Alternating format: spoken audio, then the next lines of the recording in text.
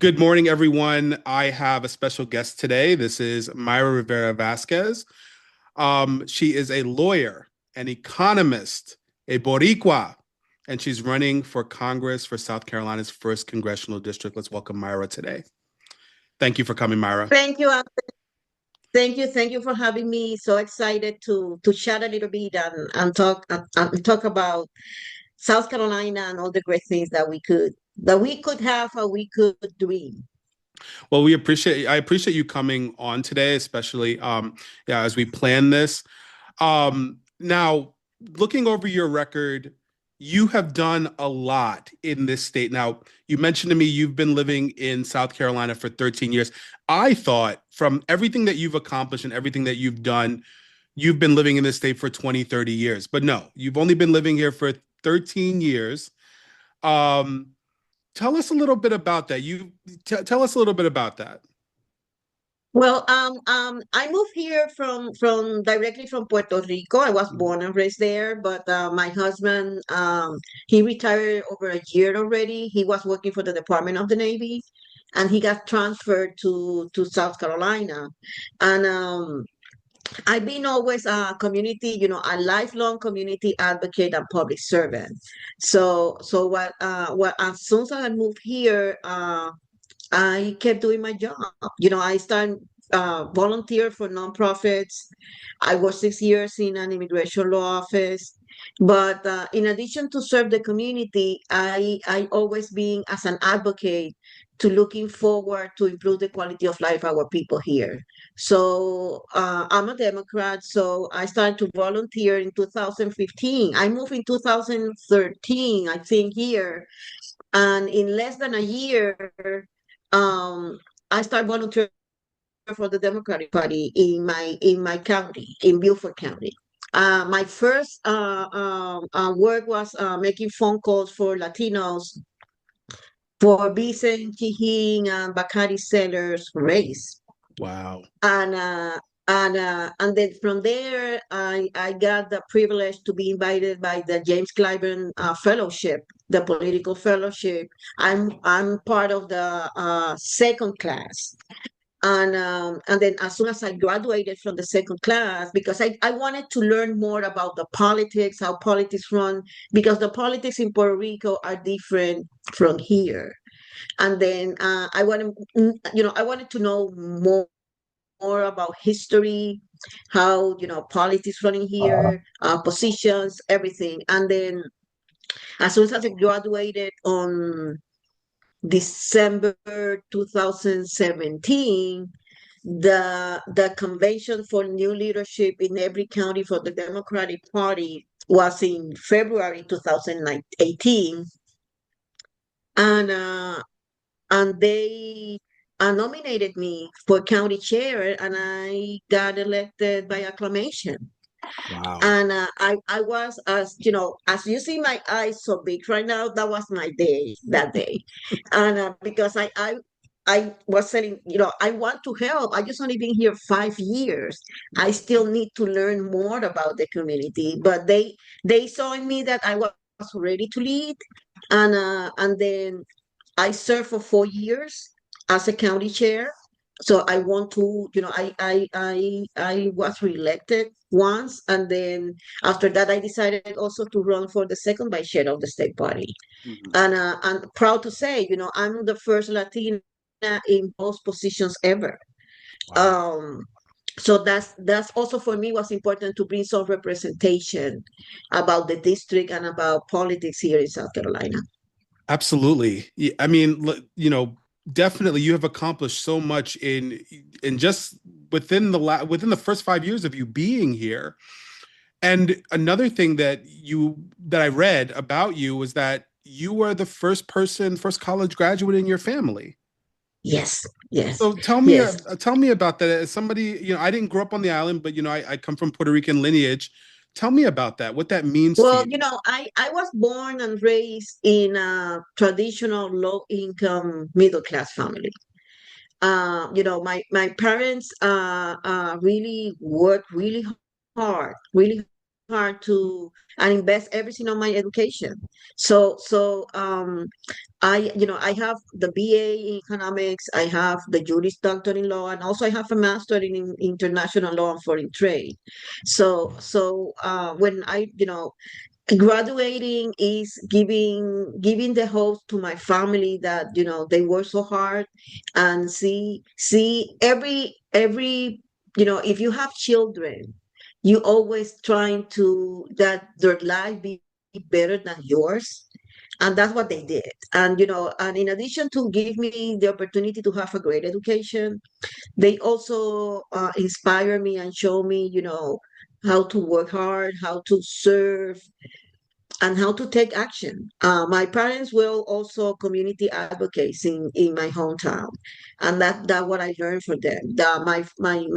My father always says, you have a voice that always has to be heard, and there's some people that even though they have the voice, sometimes they don't never been heard.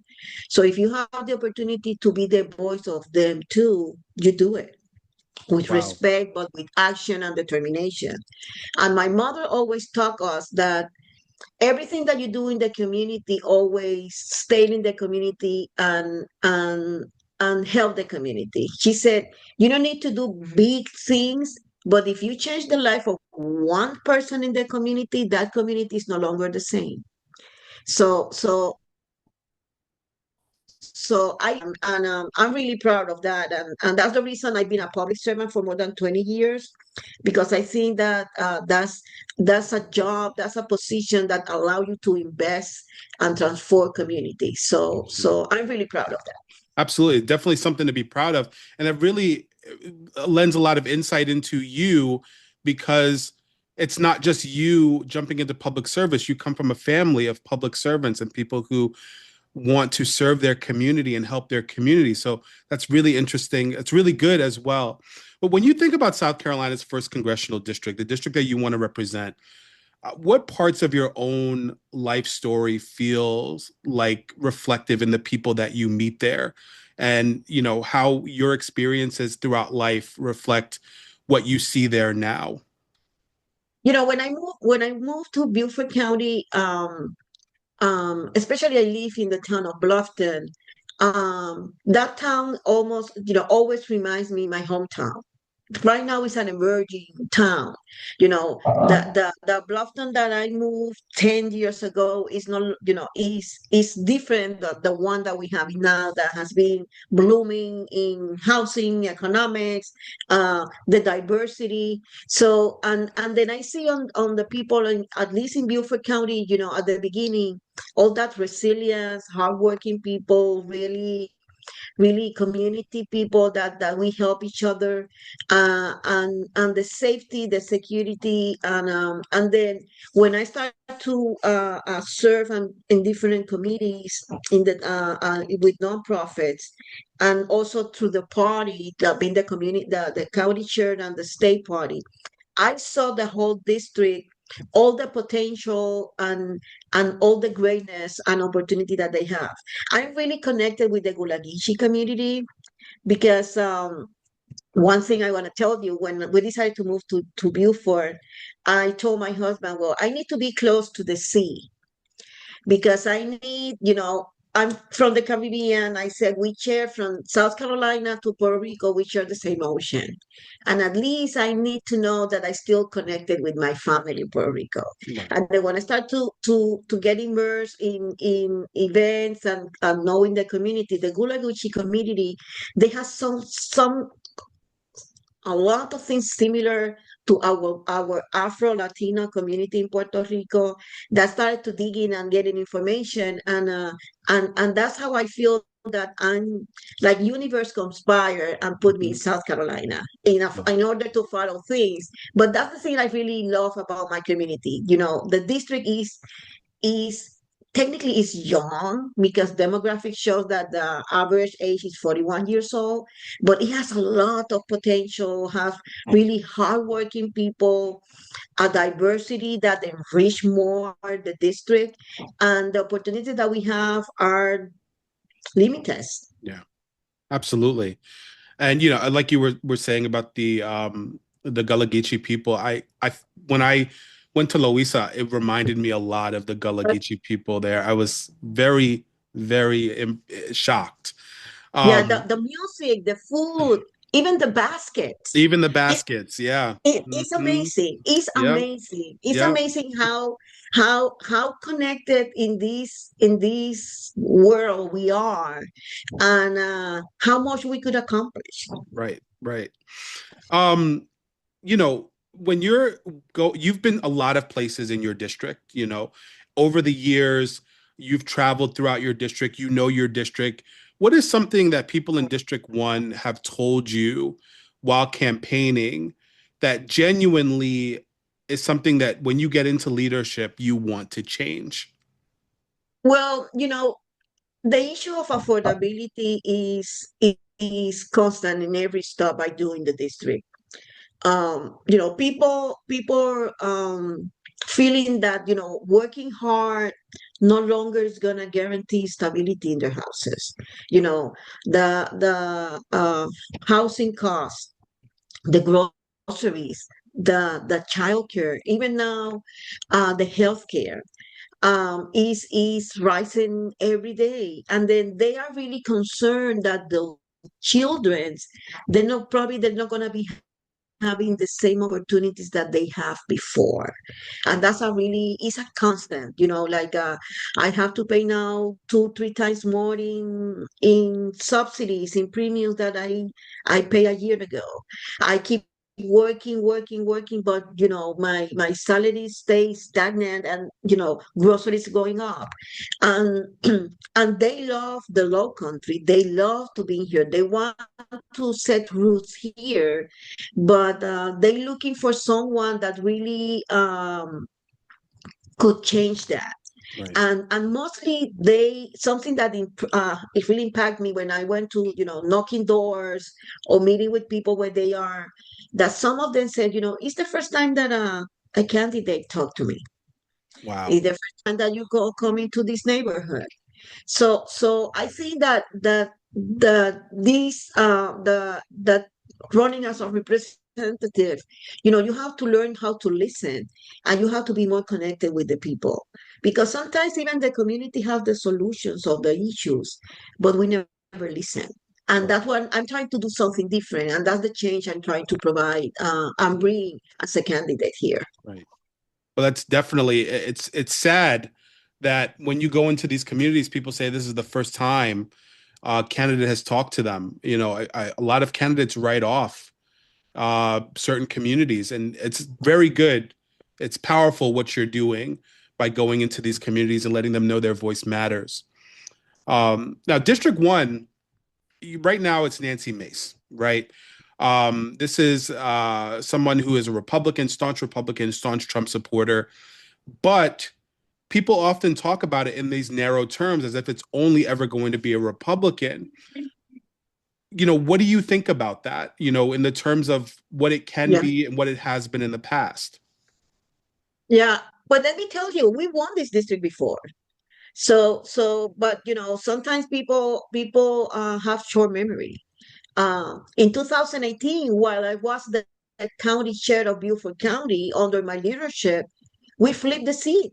Oh, wow. Beaufort was the county that gave Joe Cunningham the winning of the district in 2018, after I think was 15 or 20 years ago that it was a Republican side. So the people, and the way that we won that district is building a big coalition. We put on the table and we invited people that not necessarily were Democrats, but shared our values, and they were looking for something different that really represent them. And that's the way that we won that district.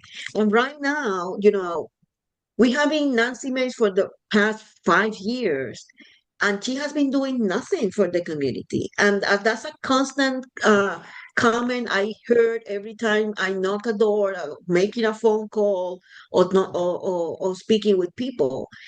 And the demographic in South Carolina in the district has changed in these past 5 years. So even though that they gerrymandered the district in order that they never expected a Democrat winning in 2018, we could do the same now. And And I know that, there's a lot of Democrats that didn't go out to vote in the past two elections. We know that we're having first-time generations of Latinos and some African Americans that are going to be first-time voters. And it's a new generation looking for change and looking for representation and looking for action. They're looking for fighters that represent them. And that's, I think, the opportunity that we have this time to flip the seat again in order to improve the quality of life of the people of the low country. Wow. So let's say, when you get elected, you know, and you are able to push through or help co-sign on legislation, and you're 10 years over, 10 years from now, what success do you want to push to help families, workers, and young people in District 1, South Carolina, District 1? And what role do you see yourself playing in that? Well, 10 years from now. Let's start with these first 2 years if I get elected. Okay. Um, um, we need to, I want to bring economic security to the family here. Again, uh, my platform and my proposal are all related to economic issues and affordability. I think if we could start here, and let's see this like a startup. I'm a business person. I working on businesses. Let's start off with these 2 years to improve and to change some things that right now are not helping our families. We need to expand Medicaid. That's a state thing, but in the Congress we could push for that. We need to provide this security fund of healthcare. I think that if we want to see our younger people to succeed in 10 years, I see this district, all the potential that they have to be a global business hub. But in order to get there, we need to have strong public schools. We need to do universal pre-K. We need to invest in our universities. We need to tackle the issue of housing. We need to bring more of uh, workforce housing that we don't have. People, it's really hard to work where they live, and we need to help the towns and cities to get in funding to lower the cost. How we could do that in these first 2 years? Changing the tariffs that we have right now, changing some of the executive orders that Donald Trump and Nancy Mace agreed to do that. Extending these premiums. No industry is gonna invest in area that they don't have a good healthcare, good public schools, and a good infrastructure. That's basic in economics. And if in this my first 2 years, I could at least improve the quality of life of in terms of affordability to the people of the low from the low country and this district, for me, it's already a success. So a success.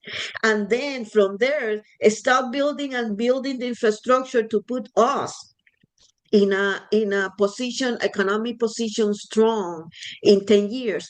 The heart of the economy of South Carolina is the low country. We have in the port, everything go through the port, all the businesses, everything going through the port. We having more than 10 between technical college, SBCUs, and universities in the district. We have a lot of elements that allow us to succeed, but unfortunately, the representation that we having for the past 5 years is not helping us because she's not serving us. She's serving a president. She's not looking at all the potential that we have. And as I mentioned, the population in this is really young. We have a lot to grow. And that's all the potential I see in 10 years to be a business global hub. California has the Silicon Valley. We're going to be building ones here for us. Awesome. Well, Mayra, any last words that you want to say to your district, to anyone that's watching this? The floor is yours. Well, first, thank you for allowing me to introduce myself. I'm a true believer that change and hope could be built. I'm offering a new American dream. that is on fairness, opportunities, and dignity. MLK in the letter that he wrote in Birmingham jail teach us that change and progress never comes waiting. It's going to take people like you and me, everyday South Carolinian, to take action with hope, with respect, and with compassion. And that's what I bring in. I bring in ideas, new ideas. I know all the potential that we have as a district. I think that people are looking for a change, someone that look like you and me that honestly wants to improve the quality of life. So I invite the people to check on my page is the Myra number 4congress.com, Myra4congress.com. Volunteer, make contributions, running a campaign takes some financials to take off.